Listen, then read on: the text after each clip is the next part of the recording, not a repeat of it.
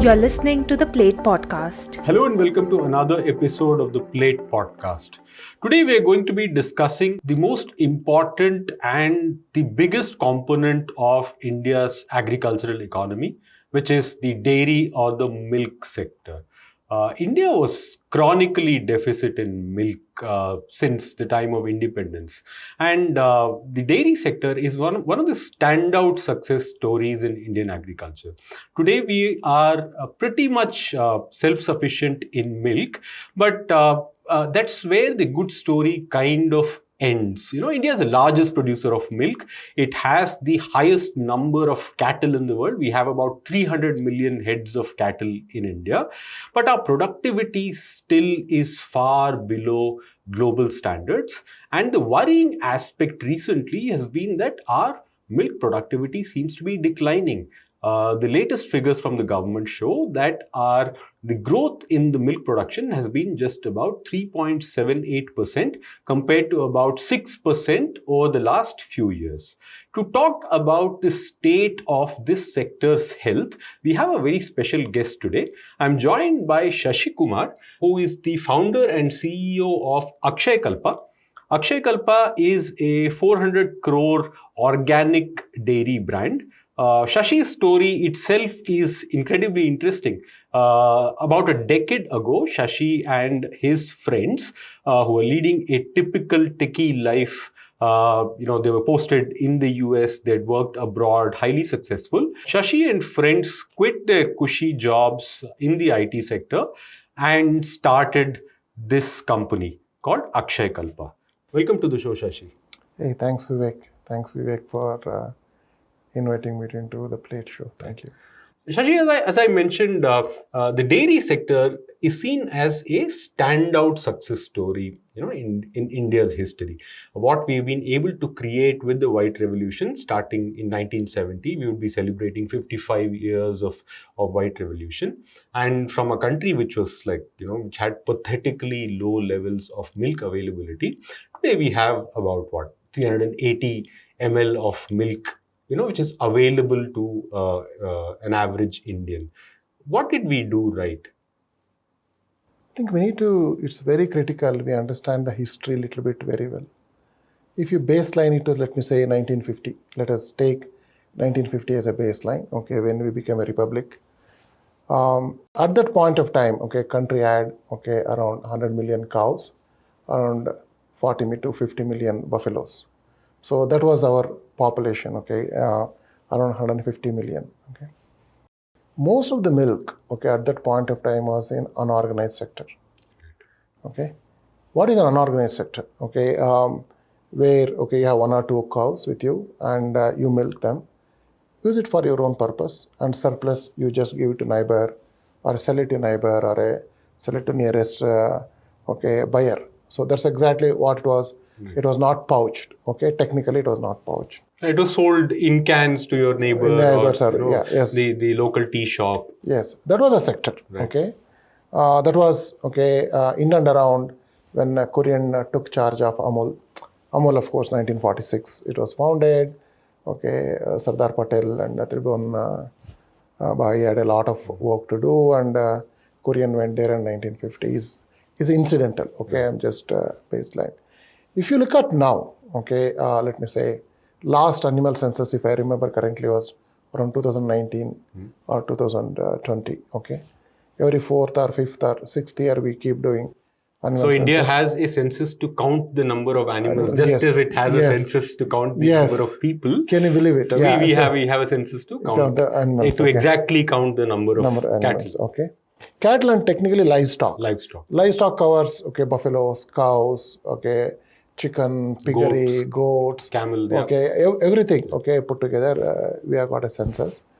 And 2019 baseline says approximately around 310 million cows and buffaloes. So basically, technically what we have done, we have doubled the population of the cows and buffaloes in the country from 1950 to now. That would have doubled the milk production also, technically assuming we don't do any interventions. But in the process, a lot of things happen. We started getting organized milk industry okay, we started moving milk from unorganized sector, okay, to organized. We started poaching. Of course, Amul came in and played a very big role of white revolution, okay, 70s and 80s, and of course 90s. But from a production point of view, okay, how did the production jump? It's not substantial, okay. Our structured breeding programs, okay, in the country only started in, okay, mid 60s, okay, and we picked up steam, okay, in the 80s and 90s. We got, okay, become a little bit more structured in breeding strategies. What is a breeding program? So you need to understand, most of the cow population we had was indigenous, okay. In an indigenous cow, most of the cows, okay, at that point of time, they used to give hardly any milk, okay, but most of them were used for draught purposes, means plowing, okay. Most of the milk actually technically used to come from buffaloes. Can you believe it? 1950s, most of the milk was buffalo. Okay, cows hardly used to contribute any milk. Even today, half of our milk comes from buffalo. Okay, so cows hardly used to contribute any milk at that point of time. Okay, majority came from buffalo. So the question here is, what is a breeding program? Okay, is it possible to get a milk trait, okay, going up and up? For example, if I have two cows, okay, and one cow is giving better milk. Now, what is the whole idea? Okay, we need to get, okay, calves out of that cow, okay, giving, okay, more and more, okay, milk, start segregating that breed into a certain category. So therefore, we need to get a bull from that cow, okay, use the semen from that bull, okay, and see if we can inseminate, okay, other cows, and take the mother characteristics, okay, of giving higher yield of milk into next level. Very simple definition of a breeding strategy, okay. But in 60s, okay, maybe early 70s, one of the strategies, okay, government of India adopted was crossbreeding programs, okay. We have an indigenous cow which is adjusted to local conditions. What would be some of the breeds, like say Gir or Okay, it could Sindhi? be Gir, or it could be Red Sindhi, okay, it could be Sahiwal, it could be as good as Haldikar, as good as Krishna Valley, okay, as good as Ongol, or you can name, okay, we've got a huge set of breeds, okay. Now, these breeds were locally adjusted, okay, and one of the first experiments was with Red Sindhi, Right. okay, breeding programs in the country, where we wanted to get exotic breed, okay, either Friesians who are giving good milk. Okay. These would be European breeds. European breeds which are giving very good milk. The Holstein Friesian variety that you see on the branding of Nandini. Yes, correct. That's exactly pouches. what it is. That's what it is. And jerseys, okay, they used to give good milkers, okay. And now you get, okay, that bull, okay, which is, okay, giving a good milk. Okay. What was the difference in the yields from, say, at that time between a Gir, a Red Sindhi, and a Holstein Friesian at that time, which is a European exotic breed? So, a non-crossbred Red Sindhi, okay, would give you access to around 1,000 kgs of milk in a lactation. Okay. So, which translates to how many liters a day? 3 to 3.5, okay, liters. One lactation is approximately 310 days. So 3 liters in a day. 3 days in a day, okay.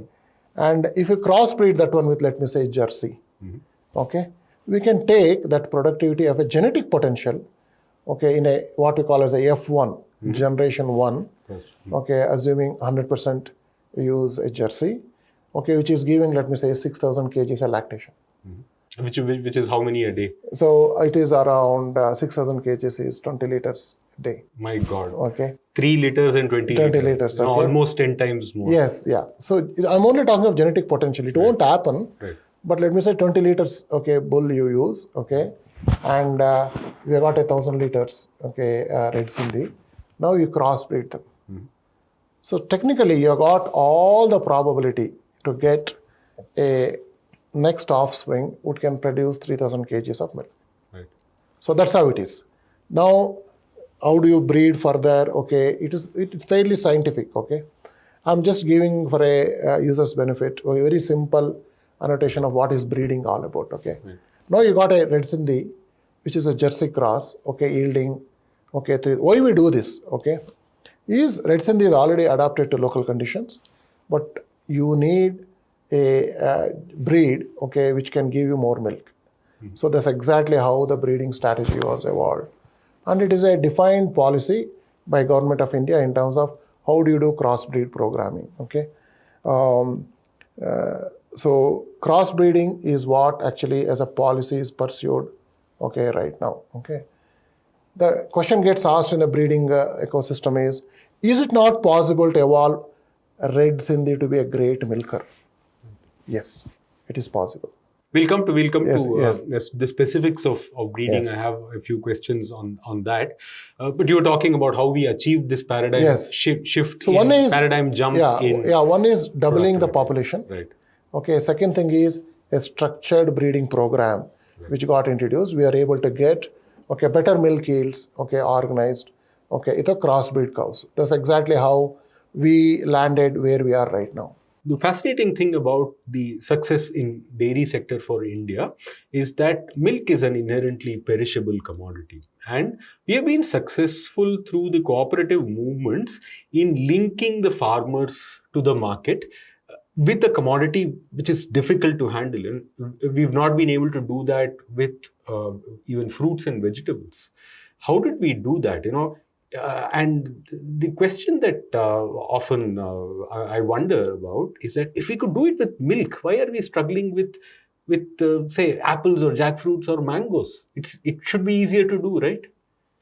So I think the beauty of that model, was piloted, under Kurien's guidance in Amul.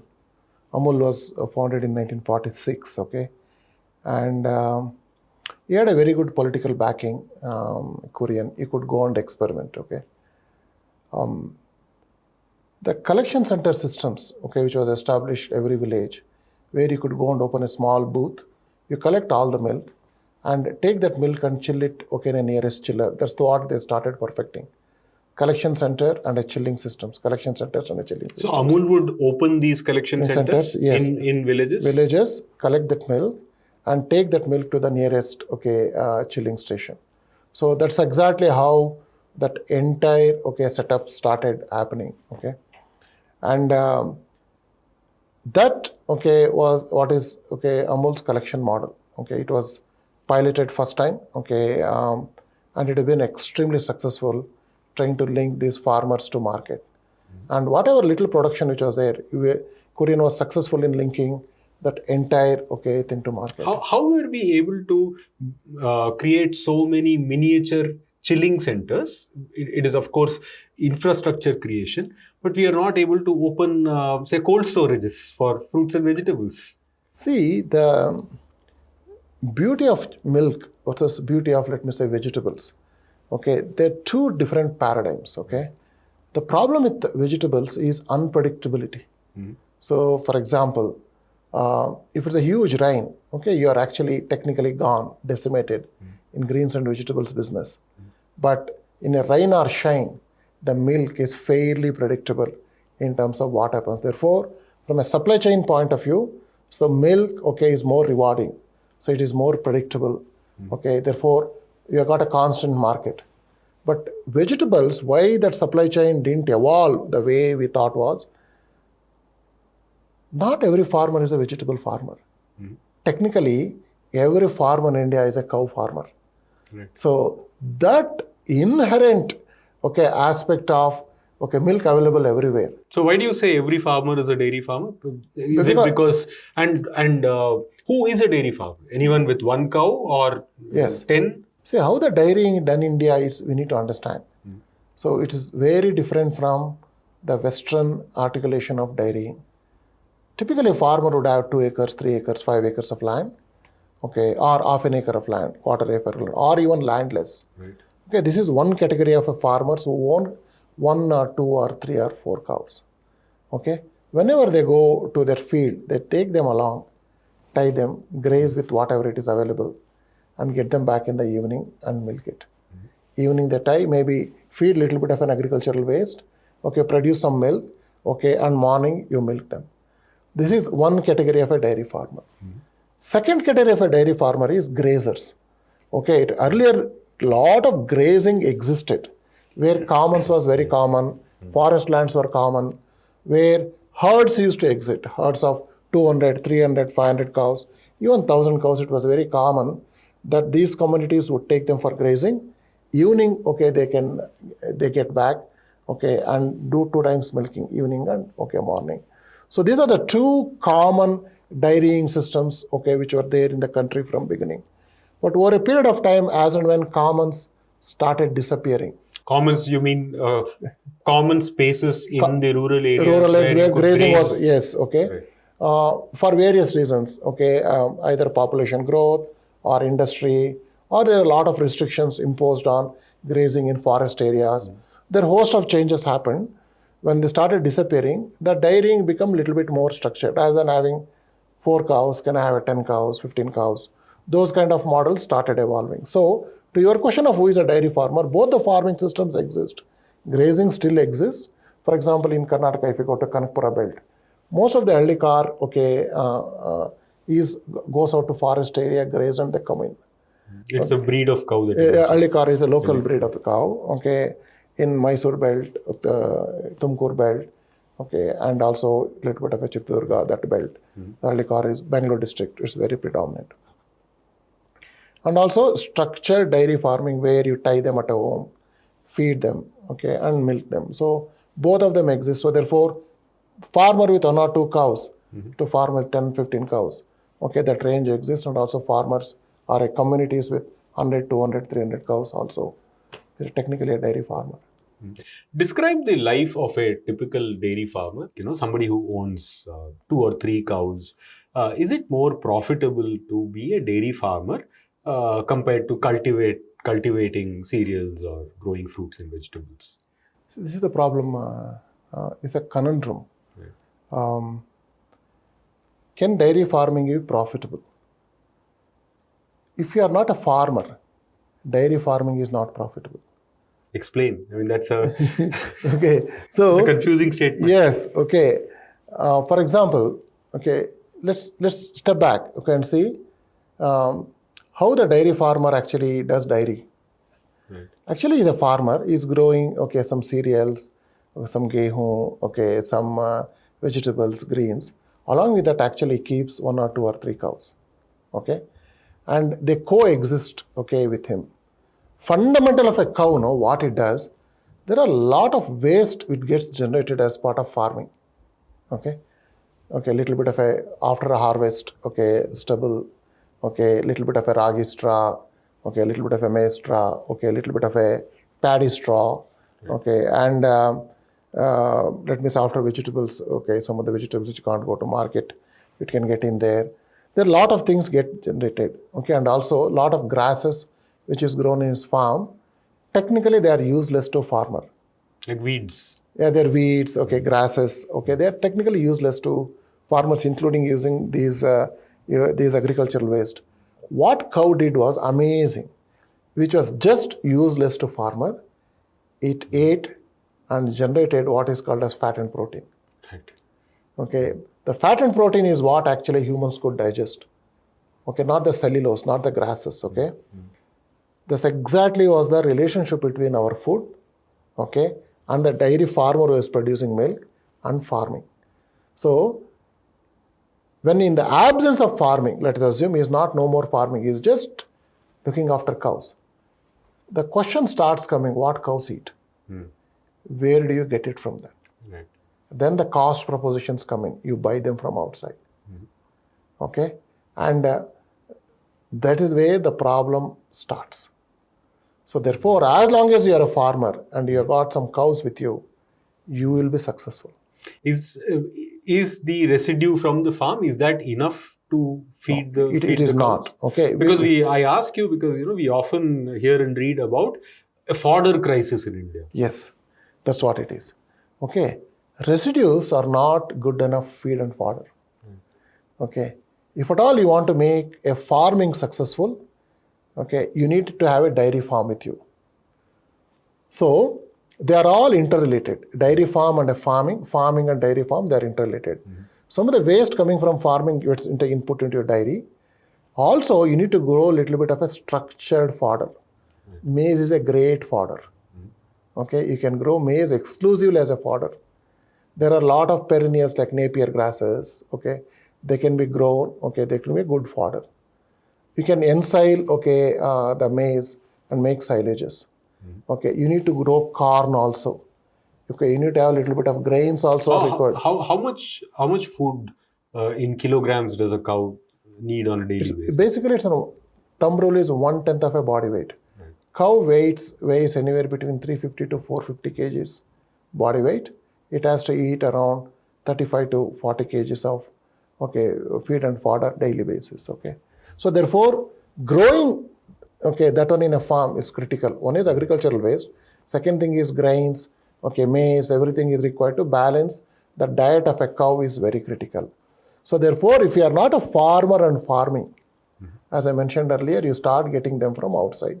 So typically, the fodder for a cow, say for instance, if you're a farmer with an acre or acre and a half, which is the typical holding. So, what would the farmers be using a small corner of their field to just dedicate it to growing fodder? No, so is that how it? No, generally, if a person with an acre and a half, or a less than an acre, generally is a grazer. Right. Okay, he is not a dairy farmer. Right. He takes the cows for grazing on roadside and commons and makes his living. Okay, a little bit of a grains he can grow, but he buys most of the concentrate feeds from outside and he does the dairy. That's how it is. But to a structured dairy, you need to have around 3 to 5 acres of land. Okay, and you can grow fodder a little bit in a structured manner along with other crops to make the dairying profitable. Right. So coming back to the income, so is it more profitable? Is your agricultural enterprise, does it become more profitable if you add dairy to it? Yes. The beauty of dairy, is, as I mentioned, some of the waste, and if structurally if you grow, it actually gives two outputs. Okay, one thing is a milk, which can be a daily cash flow. Remember my statements, it's a daily cash flow. Okay, and second thing is dung. Using dung, we can make amazing manure, but dung in itself is not a good manure. Right. Okay, you need to use some agricultural waste or a waste generated from tree trimmings, etc., as a mulch, mix with it and make an amazing manure. That manure becomes an input to the crop.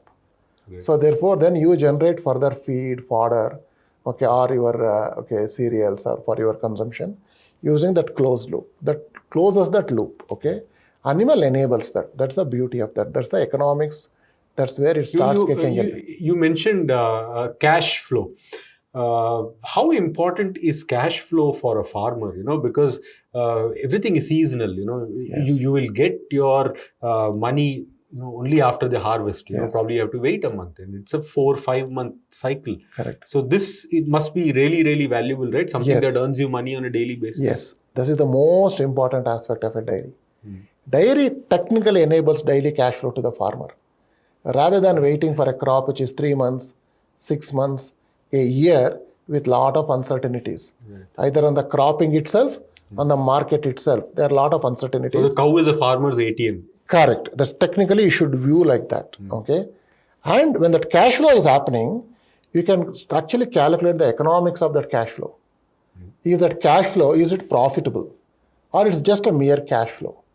Technically in dairy in India, if you calculate his labor, calculate his inputs, and calculate everything like a P&L if you calculate, nobody makes money in dairy. Can you believe Really? it? Nobody makes money in Nobody dairy. makes dairy. And yet this is the most important component of Indian agriculture. That's exactly the point. So so we are, as consumers, we are actually,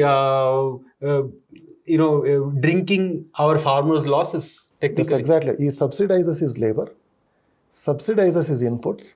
It doesn't count it as a cash. Right. It doesn't count it as an expense. Opportunity cost is gone. It is not weighed in. He grows his own feed and fodder. That is not costed. So that is how you are getting subsidized food, which is milked into your table by his sweat, and his by inputs. That's the reason no dairy farmer makes money in India. So why do then farmers buy cows? And cows are always in demand. Correct. A good crossbred cow must be costing up to 50,000 rupees. Correct. So the way it happens is, I told cash flow. Cash flow is happening, and it is generating something through which you can do something. Right. So the dung, okay, that goes into feeding into his agrarian closed loop system. So that's how, okay, he's making money. So he will make money if he doesn't count his labor cost. Labor cost, and also if he's buying Time and effort cost. Time and effort cost, his wife's cost, his son's time, daughter's time, or whatever. Okay, so therefore he is subsidizing his labor. So that we need to keep in mind when we are actually calculating economics of a dairy farm in India. So, but should cooperatives, which are de facto run like arms of the government, like say for instance Nandini's parent KMF is for all intents and purposes is a government department. Yes. You know? Shouldn't they be mindful of it, and because they are the primary buyers from the farmers, should they not be mindful of paying fair remuneration to farmers? See, if you take the cooperative structure in Karnataka, okay, I'm fairly aware of it. In a federated structure, okay, your district unions are there, okay, and they got under them cooperative societies organized. Okay, they got elections, all of it organized. It is known fact that the money which unions are paying, farmer is not making money.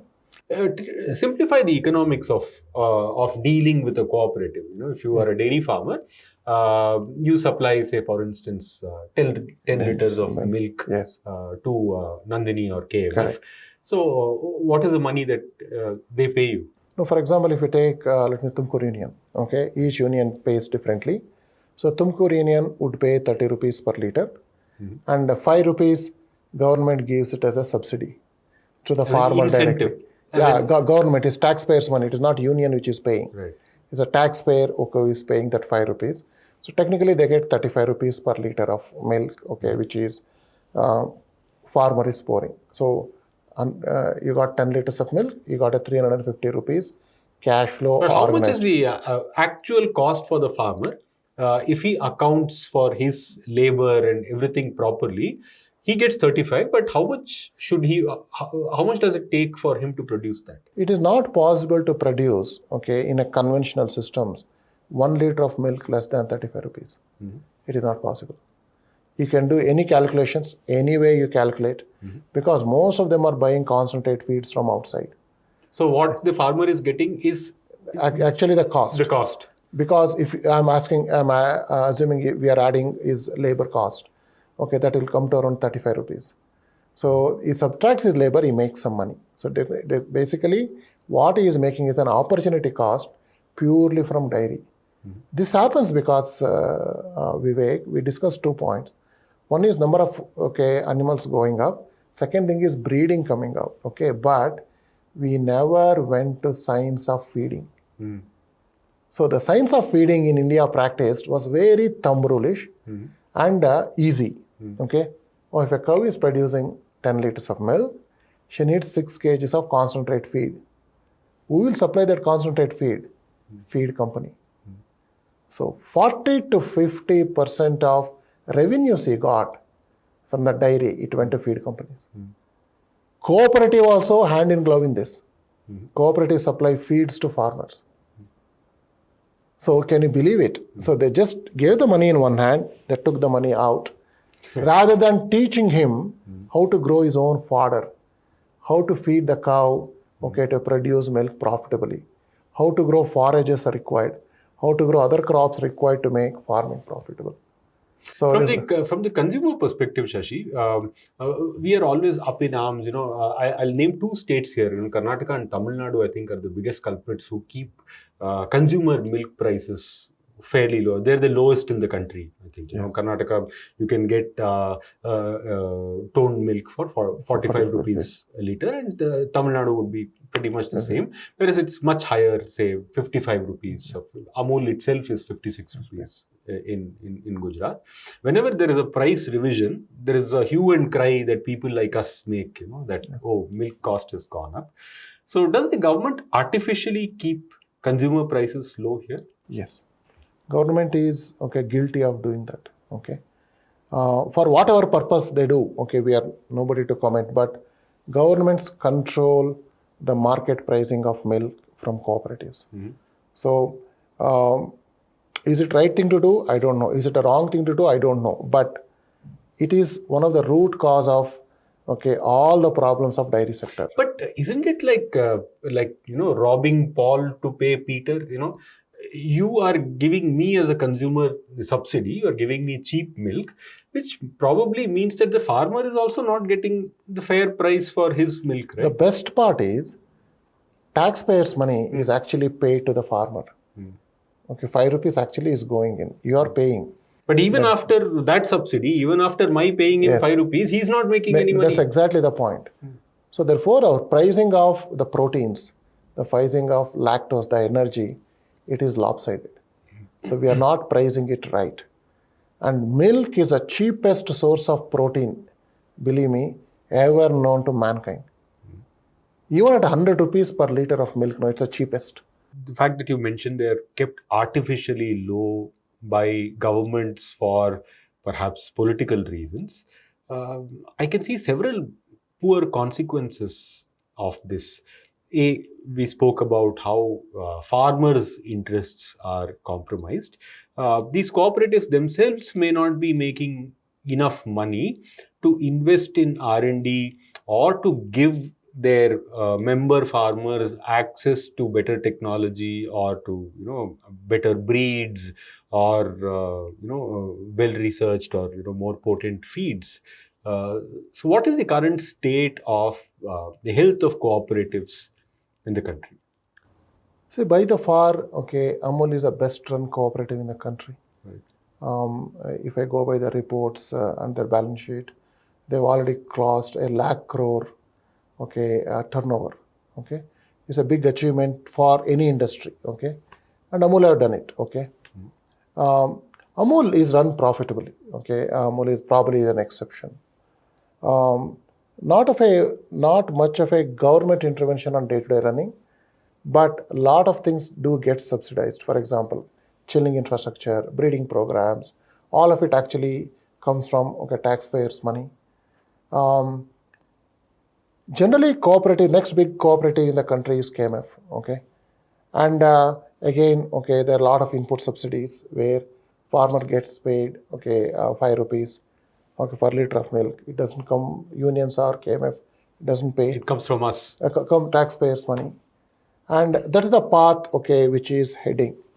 Other than that, if you take any other cooperatives across the country, they are extremely poorly managed, except these two exceptions, And none of the cooperatives actually make money.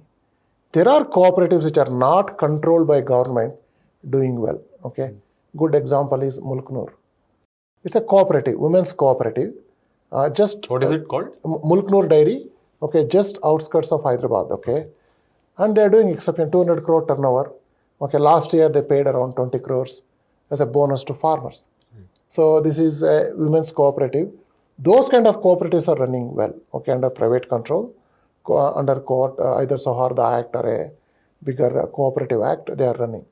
But wherever cooperative intervention of governments are happening, probably exception of Amul and KMF, most of the cooperative systems in the country are decimated, in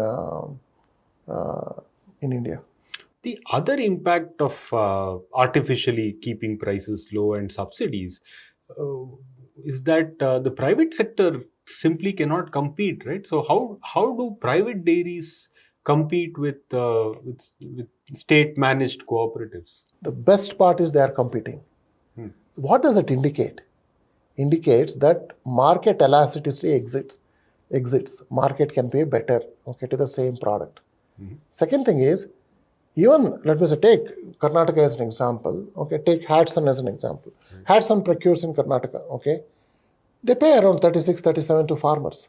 So probably a couple of rupees more than what KMF is paying, along, including government subsidies. But they're still profitable. It's a listed company. So therefore, what I'm trying to say here is, the market exists.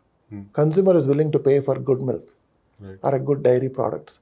So that's the reason I'm saying it's been artificially kept low. But how is the quality different? Say, Hatsun would also be buying from the same set of Then absolutely no difference from quality. Right. So therefore, the same milk, okay, which cooperatives also packing, and the private players also are packing. It's the same milk. So is it a function of branding, marketing, Yes, and product innovation? yes, product Things? innovation is the key. Right. Okay, and the way they market is the key. So therefore, you need to invest in marketing, and you need to educate customers, consumers, what's happening. So people like Hudson, they have done. They're one of the I'm a role model for me to in terms of in dairy industry. They have done something amazing. It's the biggest private player in the country, around 36 to 40 lakh liters of milk. Its founder, Mr. Chandramohan's story is also Yes, quite incredible. amazing. Yeah. No? Started Yeah. as a small ice cream Yes. vendor in Chennai. Akshayakalpa is an organic brand. Given the market realities, where in states like Tamil Nadu and Karnataka, we are used to not paying more than 45 rupees for a liter of milk. Here, companies like Akshayakalpa, although you're an organic brand, so there must be a premium. But you sell milk at 3 times the market rates. Probably your milk retails at what, 80 or 90 rupees a liter. Is there even a market for something like that? And how difficult is it to convince a customer to pay this premium? See, to your first question, I think the market exists. But only thing is, we need to really able to drive home a point, consumer, why he has to pay that. Okay? And only way, we can convince them is, he should be able to prove that what is there in for him to pay that. Today, for example, if you take antibiotic resistance, now if you inject 100 ml of antibiotic to a cow, 60 ml actually is coming out in milk. Right.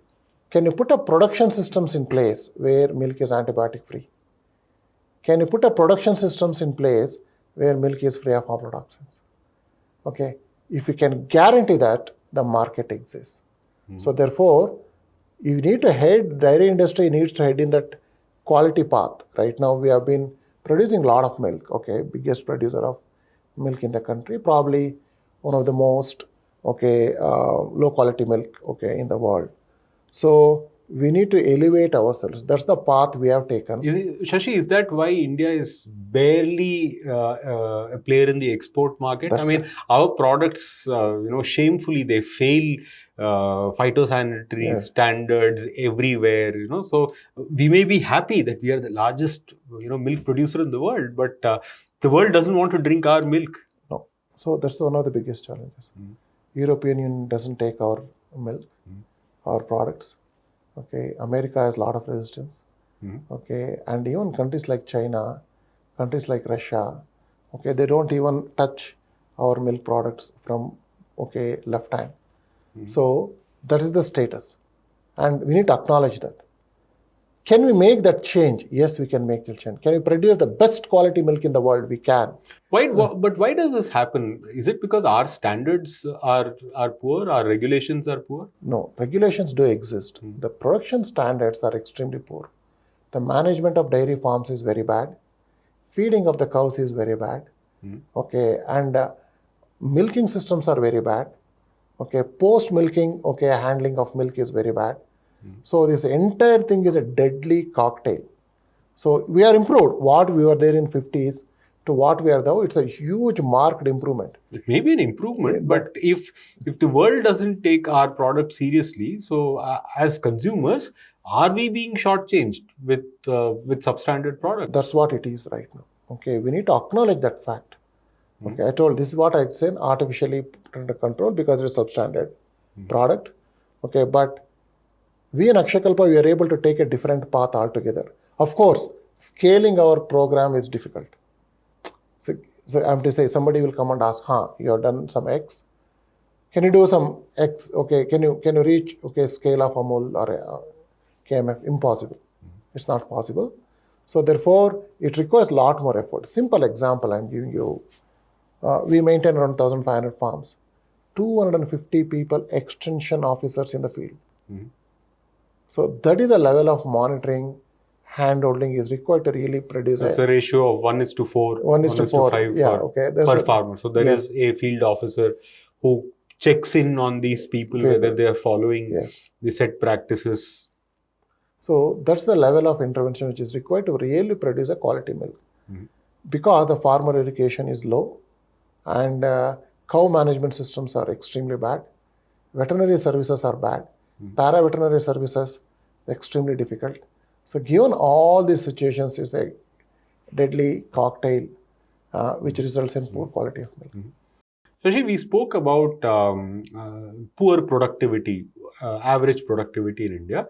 It can be as high as 12 liters a day in a state like Punjab, Rajasthan, and as low as 1.5 liters in a place like Assam. Even in southern states in Karnataka and Tamil Nadu, we are barely at 3 or 4 liters a day.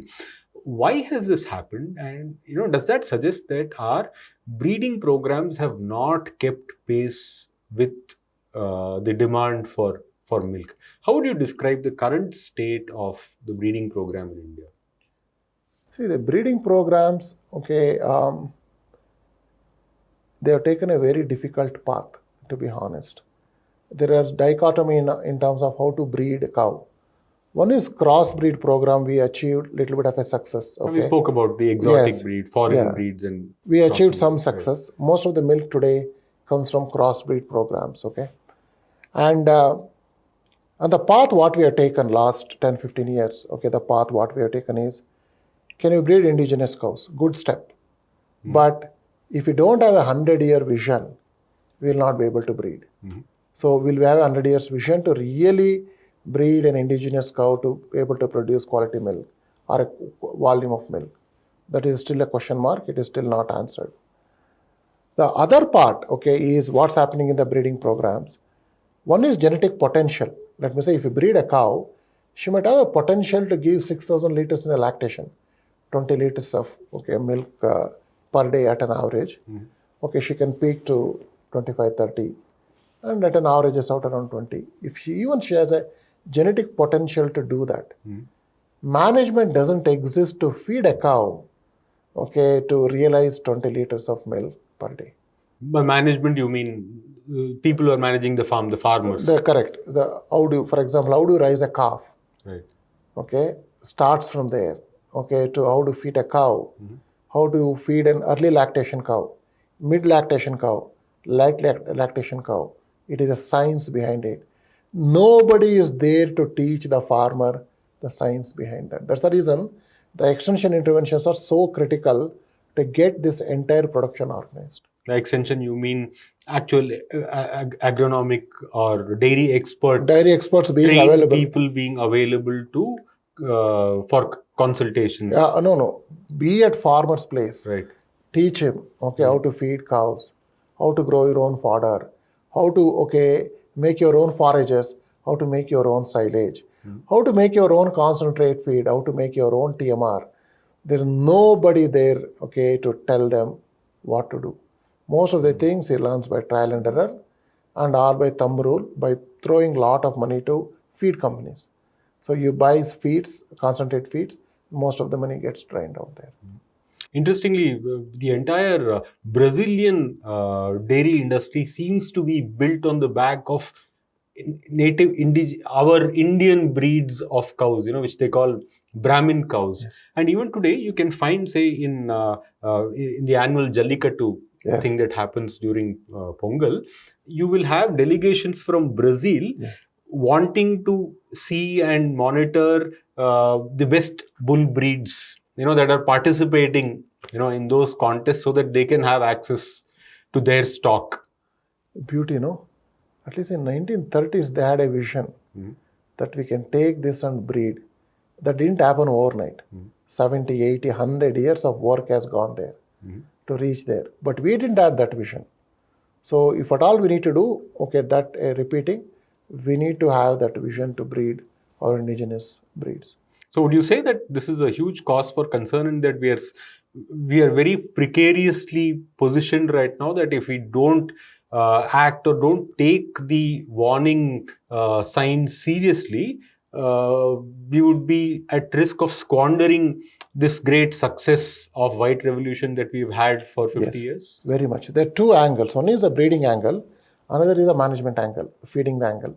So all of it is not properly managed, our milk production will go down. Okay, and we need to be brace up for that.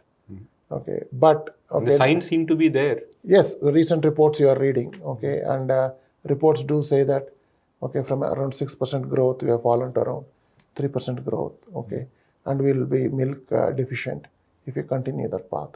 Is there a way to reverse this stasis that we have risked falling into, and can we be a major player on the global scale with the kind of farming potential that we have? We really ought to be competing, with the best in the world. Can that ever happen? See, if you have got an intent and if you don't want to emulate, okay, what happened in the West and we try to replicate, we can do it, okay. Akshayakalpa is a good example, okay. 1,500 farmers enabling 400 crore revenues. So it's a good example that productivity-focused farming, be it dairy or be it vegetables, be it greens, be it beekeeping, okay, be it mushrooms or be it vegetables or whatever you think of, productivity-focused interventions in a farm, which is 2.5, 3 acres, 5 acres at maximum. We need to start reimagining the way we have to do farming. We just can't copy what happened in West and hope that some miracles will happen. It will never happen. We need to adjust to our local conditions of lesser landholding, okay, of limitation of resources we have. That we need to be cognizant, and we can actually hit very good global benchmarks if we take that path. Right. On that positive note, it's time to say goodbye. Until we meet next time, goodbye and God bless. Thank you, Shashi, for joining us. Thanks, Vivek. Today. Thank you. If you like this video and want to know more about agriculture in India, then follow and subscribe to The Plate India.